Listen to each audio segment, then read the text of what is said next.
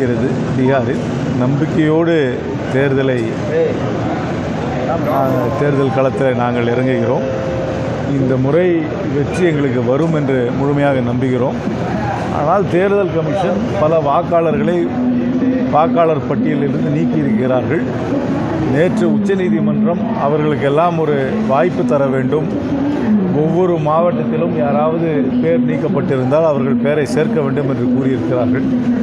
எங்களுக்கு தேர்தல் கமிஷனுடைய நடத்தை மீது பல கேள்விகள், சந்தேகங்கள் இருக்கின்றன. அதையெல்லாம் அவர்கள் தேர்தல் நடத்துவதற்கு முன்பாக தீர்ப்பார்கள் என்று முழுமையாக நம்புகிறோம்.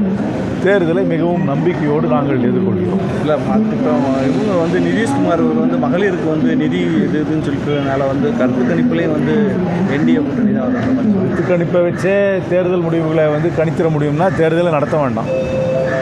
நிதிஷ்குமார் அவர்களுக்கு உடல்நலம் சரியவில்லை என்று எல்லாருக்கும் நன்றாக தெரியும். அவர் தொடர்ந்து ஒரு அரசாங்கத்தை நடத்த முடியுமா இல்லையா என்பதே ஒரு கேள்விக்குறி. ஆனால் எங்கள் தரப்பில், குறிப்பாக எங்களுடைய கூட்டணி கட்சியில் தேஜஸ்வி யாதவ் இளையவர், திறமையானவர்.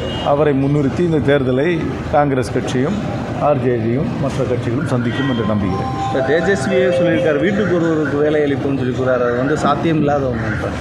தெரியல, அந்த டீட்டெயிலாம் இன்னும் பார்க்கல, அதனால் என்னால் சொல்ல முடியல. சிஐ கூட்டணிக்கு இருப்பதற்காக இபிஎஸ் பிரச்சாரத்தில் கட்சி நிர்வாகிகளே பிடிக்க சொல்லி குற்றச்சாட்டு. தேட்ரிக்ஸுக்கெல்லாம் எப்படிங்க பதில் சொல்கிறது? இன்னும் கூட்டணியெல்லாம் அமையட்டும். கூட்டணியெல்லாம் அமைஞ்சப்புறம் கணிப்போம். இதெல்லாம் கொடி அசைக்கிறதாலேயே கூட்டணி அமைஞ்சிருச்சுன்னு எப்படி சொல்கிறது? கூட்டணி அதிகாரப்பூர்வமாக அமையட்டும், அதுக்கப்புறம் கருத்து சொல்கிறேன். சொந்த கட்சி நிர்வாகிகளே கொடி பிடிக்க இதெல்லாம் சீரியஸாகவே எடுத்துக்கூடாது. இன்றைக்கி இருக்கிற நல்ல வேளை சொந்த கட்சி நிர்வாகியை வச்சு கொடியை செஞ்சார், ஏஐ வச்சு பண்ணலையே, அது வரைக்கும் சந்தோஷப்படணும்.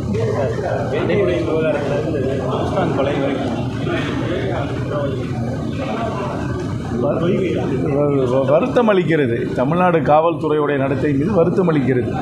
அதனால் நிறைய கேஸ் இன்னும் பெண்டிங்காகவே இருக்குது. இன்னும் ஒரு கன்க்ளூஷன் வரல. நேற்று கூட சுப்ரீம் கோர்ட் ஒரு 2017 நடந்த ஒரு சிறுமியோட கொலை வழக்கில் அந்த குற்றம் சாட்டவரை இன்றைக்கி விடுதலை செஞ்சுருக்கிறாங்க. அப்படி அதில் போலீஸோட நடத்தை மீது பல கேள்விகளை கேட்டிருக்கிறார்கள். அதனால் என்னை பொறுத்த வரைக்கும் நான் முன்னாடியே சொல்லியிருக்கேன், என்கவுண்டர், இந்த கஸ்டடி டெத்து, அதுக்கப்புறம் இந்த மாதிரி ஒரு குற்றங்களை எல்லாம் இன்னும் நிரூபிக்காமல் நிலையில் இருக்கிறதுனால ஒரு ஹோல்சேல் போலீஸ் ரிஃபார்ம் போகணும். அதுக்காக ஒரு கமிஷனை அமைக்க வேண்டும். முதலமைச்சர் அவர்கள் அமைக்க வேண்டும். போலீஸ் ரிஃபார்ம் கமிஷனை அமைச்சு என்னை பொறுத்த வரைக்கும் இங்கே கான்ஸ்டபிள் இருந்து டிஜிபி வரைக்கும் திருப்பி எல்லாரையும் ரீட்ரெயினிங் பண்ணணும்.